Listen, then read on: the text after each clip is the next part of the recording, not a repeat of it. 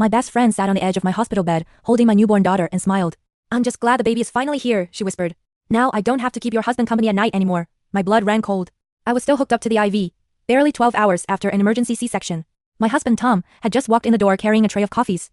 What do you mean, keeping him company? I asked, my voice trembling. Jessica adjusted the blanket on my baby, acting like she was the mother. Oh honey, you know? You were so huge and tired the last few months. You couldn't take care of his needs. Someone had to step up. Tom dropped the coffee tray. It slammed onto the hospital floor, splashing hot liquid everywhere. Jessica, what the hell are you talking about? Tom shouted. I haven't seen you in 3 months. Jessica looked at him with this terrifying pitying smile. Tom, stop. You don't have to pretend for her anymore. She knows you were lonely. She knows about us. My heart felt like it stopped. I looked at Tom. He looked horrified. I have photos, Tom, Jessica said, pulling out her phone. I told Amy everything. She turned the screen to me. It was a grainy photo of a man sitting on a couch from behind.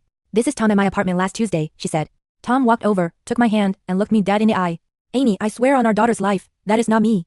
That is literally just a photo of a random guy's back. Stop lying.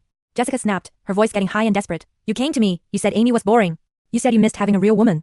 Just then, my mother-in-law, Linda, and Tom's brother, Jake, walked in with balloons. They stopped dead when they saw the spilled coffee and the tension. Jessica is claiming she's been sleeping with Tom, I whispered, tears stinging my eyes. That's impossible, Linda said instantly. Tom has been with me and his father every Tuesday night for the last 4 months helping us renovate the basement. Jessica's eye twitched. No, he lied to you. And on Thursdays? Jake stepped forward, crossing his arms. Where were you on Thursdays, Jessica? He was with me, she shrieked. We were at the gym. Wrong, Jake said. On Thursdays, Tom does virtual therapy for anxiety because he was terrified of becoming a father. I drove him to his first appointment. I sat in the waiting room. Tom squeezed my hand. I didn't want to stress you out, Amy. I wanted to be ready for the baby. Jessica started shaking. No, he hates you.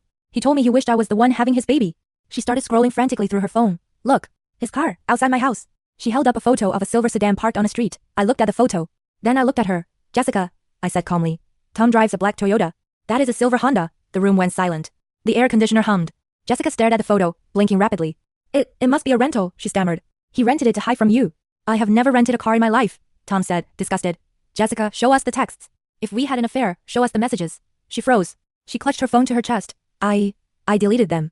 To protect him. You don't have them because they don't exist, Tom said. The last time I texted you was in March to ask what Amy wanted for her birthday. Then, Tom's brother Jake saw something sticking out of Jessica's open purse. He reached in and pulled out a crumpled receipt. What is this? Jake asked. It was a receipt for $3,000 worth of lingerie and men's cologne.